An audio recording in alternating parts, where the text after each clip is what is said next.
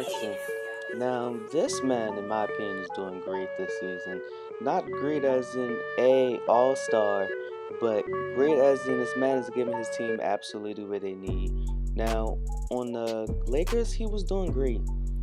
He was averaging, and still is averaging, overall for the year, 14 points, 3 rebounds, 3 assists, a steal, shooting 44%, 34% from 3, and from the free throw line, 80%.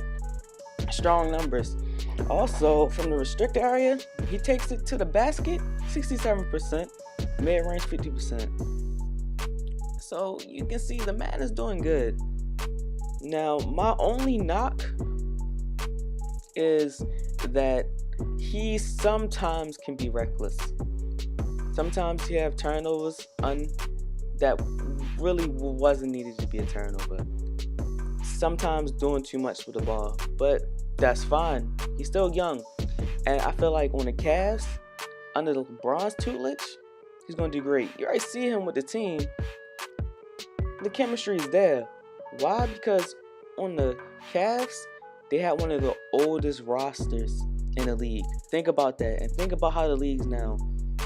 How really well can they do if they have one of the oldest rosters? Now, people can argue, hey, they want a chip, right? But look at how much the league changed over that time. Way more three-pointers, way more needed for athletic people. Experience does great. Look at the Spurs. So I'm not going to argue, hey, experience doesn't matter, but they needed a younger feel to that team. And him mixed with Larry Nance, he's giving them that.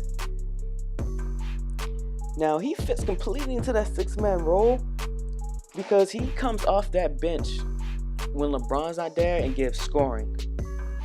When LeBron's not there, what he does, give playmaking.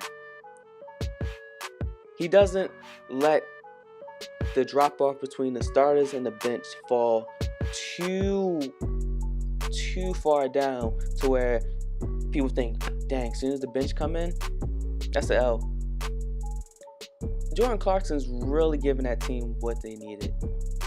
And when you think about a six-man, he completely fits into that role. Like, not saying he's Manu Ginobili, but like Manu Ginobili, he's not doing a whole bunch with the ball, but he's doing what's needed to be done to keep his team alive. And the great thing about that, just like Manu Ginobili, when you do that, you can still be a starter. You still have that starter potential, which Jordan Clarkson clearly does. I feel like Jordan Clarkson will continue to grow and blossom and be even better for his team after a while, because the man has loads of potential and is really talented. Now, will he win the award? Probably not. Should he be center? Absolutely. This man's a bucket. Look at the stats. Look at the clips. They love him on the Cavs, and he's doing great on the Cavs. Time will tell how great he will be. Now, this man right here, the front runner, Lou Will. Come on, the man got a song about him. Six man like who? Like who? I don't hear six man like Jordan Clarkson, but hey, that's besides the point. Let's look at this man's averages and his stats for the year, because this is kind of what really puts him front. The man's averaging 23 points, 2.5 rebounds, 6 assists, a steal, shooting 44%, 36 from 3, and a healthy 88 on the free throw line. Now, like I brought up for Jordan Clarkson, he's shooting 60% in the restricted area, so he can take it to the cup. Mid-range 46%, still really good. But the stat I want to get into is his win shares. Now, not everybody think this is absolutely the best stat or all that important, but his win shares for that team is 7. So he's doing something. And look at the Clippers now. Not saying the Clippers suck, but they really needed somebody to come onto this team and give them a boost. When Blake Griffin left, Chris Paul left, the identity of the Clippers kind of changed.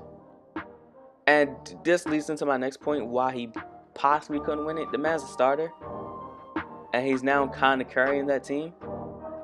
So, kind of really not a six-man when doing that.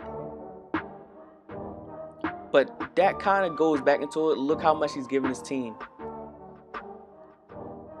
Starting on the bench, he's giving them everything he has, which leads and proves that man has a great work ethic.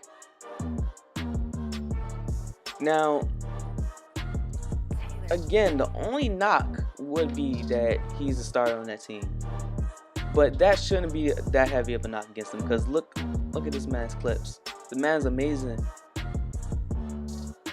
Now, his PR is 21, which proves again how amazing this man is, because he's efficient. He's not one of those players or six men that's going to do good one night, iffy the next, bad the next, great another night. He's doing great every night. If I'm correct, he dropped a 50 bomb on the Warriors. And look at the clips. Yeah, got fouled on that. Put a kind of reckless shot, but come right back down the court, knockdown. Like, he is really doing great this season. And again, the only knock would be is he's a starter. Nothing else to say. Now for this man, Eric Gordon, I really have a strong case. I don't think he's gonna win it, but it's a really strong case why he should, because he embodies what a six-man is. A person that's on the bench that's going to lead the team when the starters aren't there. And let's look at his averages. 18 points, 2.5 rebounds, 2.5 assists, shooting 43%, 36% from 3, and 82 on the free throw line. Now you might just be like, hey, guess whose stats better, Lou Wills? Yeah, you're right. But in a six-man role, you don't really have to carry a team. And what Eric Gordon is doing is being a system player that perfectly fits his team. Now, question, I'll pause. What are the attributes of the Houston Rockets? Threes, fouls, and get into that hoop. Demonstrated by James Harden, MVP. MVP.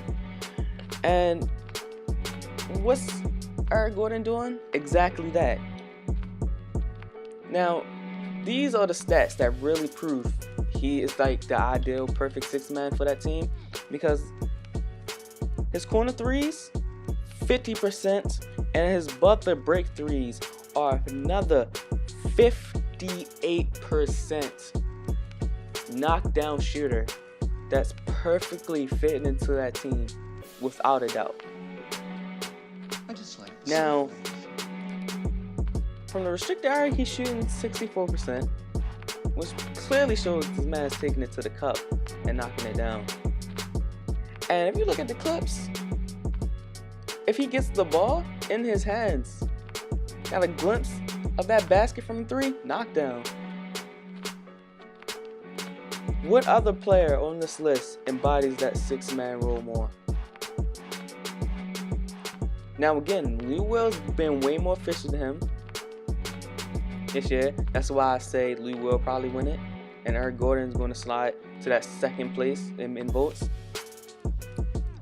But if you're going to argue why he should win it, look at what he's doing for his team and how he's actually a six-man for the team.